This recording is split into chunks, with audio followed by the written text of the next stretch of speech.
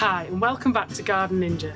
Now you may have heard the term prairie planting, and today you're in for a treat because I'm going to take a small border and I've designed a prairie planting scheme. But not only that, I'm going to show you exactly how you can achieve this yourself at home using a mixture of traditional prairie plants. So come on, let's get cracking.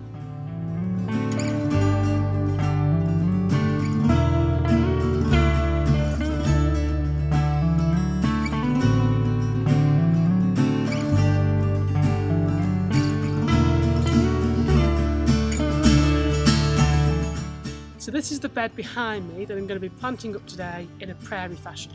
Now usually with prairie planting you're probably thinking of rolling gardens, massive beds full of grasses, heleniums, coneflowers, huge swathes of plants. You can still do it in a small garden and on a budget. So I'm going to show you today how I can apply the prairie planting scheme to this small area, and it's all about plant choices and plant placement. So come on, let me show you how.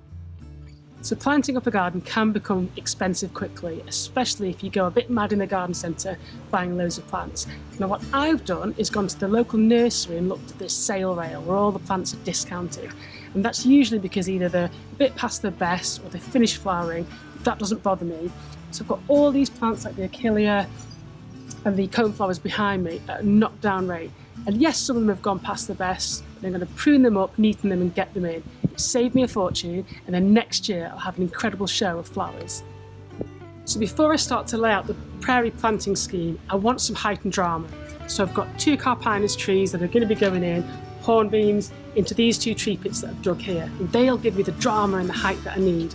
And then we're going to weave through the prairie planting scheme and give you some top tips on how you can achieve this yourself at home.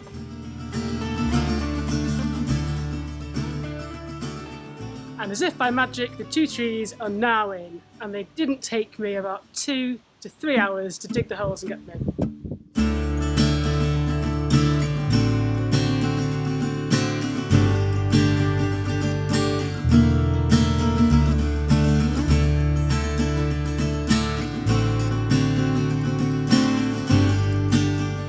Now, one of the key features of a prairie border is both a mix of grasses and herbaceous perennials.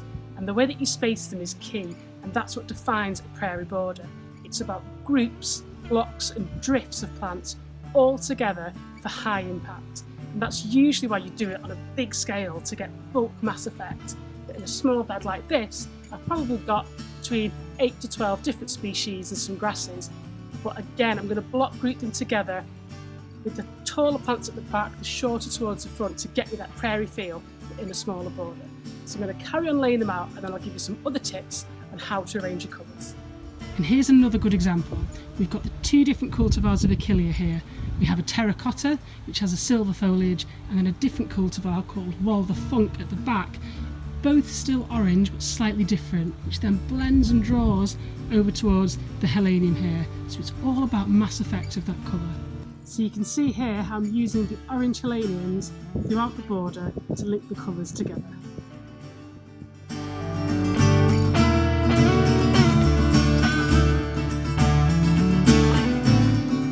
So I've just finished planting the prairie border and I'm really impressed with the results. And just to summarise, the key points of a prairie border is to limit the plant choice. So you're going for fewer specimens of plants and grouping them together.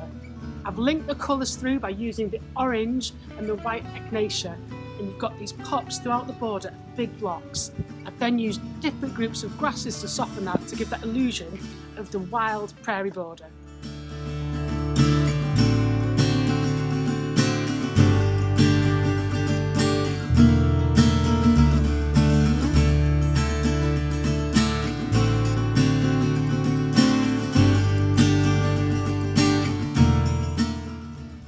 So this project will probably take you about a weekend to do yourself. It's all about restriction of those plant choices. If you've liked this video, why not subscribe to my YouTube channel or stalk me on social media for more garden design, how-to hints and tips. I've been Garden Ninja, the sun's coming out and it's time for a beer. Happy gardening.